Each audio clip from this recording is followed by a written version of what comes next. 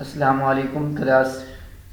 Dear students, आज का हमारा topic vertical distribution of temperature है। स्टूडेंट्स, इससे पहले जो लास्ट लेक्चर में हमने स्टडी किया था कि अर्थ जो है कैसे हीट अप होती है और एटमॉस्फेयर जो है कैसे हीट अप होता है। हीट कैसे एटमॉस्फेयर तक पहुंचती है और कैसे अर्थ तक पहुंचती है। स्टूडेंट्स, हमने स्टडी किया कि जब सन से जो सन रेज हैं वो अर्थ तक पहुंचती हैं तो अर्थ क्या करती है कि कुछ रेज को एब्जॉर्ब कर लेती है और कुछ रेज जो है रिफ्लेक्ट हो जाती हैं। अब जो रेज जो है एब्जॉर्ब होती हैं तो अर्थ का जो टेम्परेचर है वो इंक्रीज हो जाता है। अब डे टाइम में क्या होता है कि अर्थ जो है सन रेज को एब्जॉर्ब करती है, डे टाइम में उसका टेम्परेचर इंक्रीज करता है अर्थ का। और जब नाइट टाइम होता है तो जो अर्थ है ये हीट को रिलीज करती है। अब पहले डे टाइम को एब्जॉर्ब कर रही थी और नाइट टाइम को रिलीज करती है। जब ये हीट को रिलीज करती है तो हीट एटमॉस्फेयर की तरफ ट्रांसफर होती है।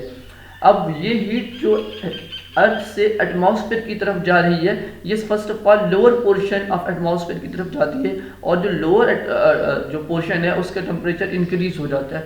तो आज हम स्टडी करेंगे वर्टिकल डिस्ट्रीब्यूशन ऑफ टेम्परेचर क्या टर्म है, इसे हम स्टडी करेंगे।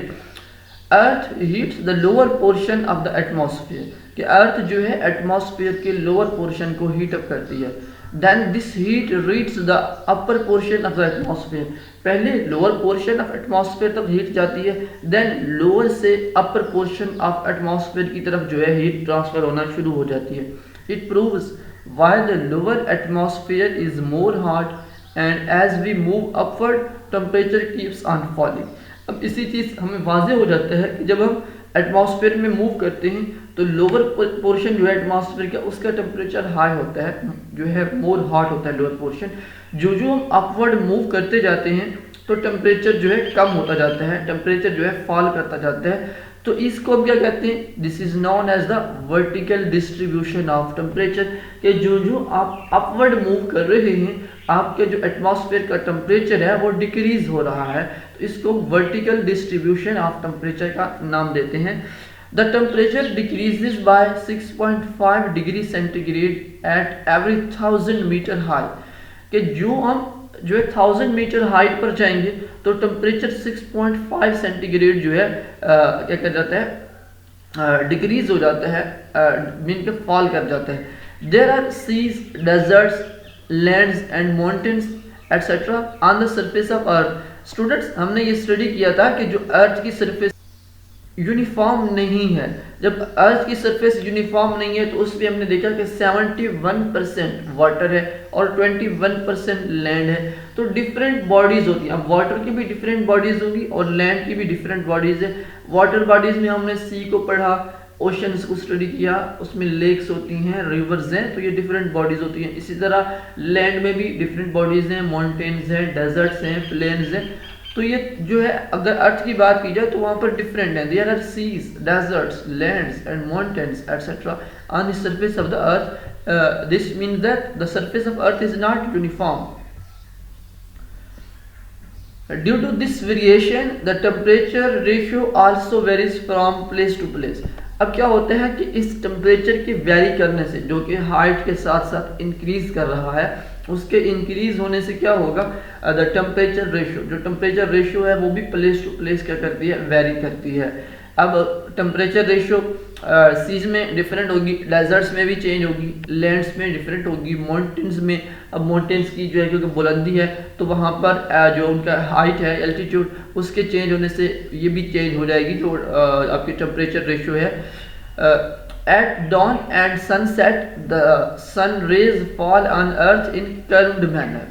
जब सूरज तुलू होता है या फिर सूरज गुरूब होता है तो जो अर्थ पे सूरज की रेज आ रही है वो कर्व्ड मैनर में आती हैं।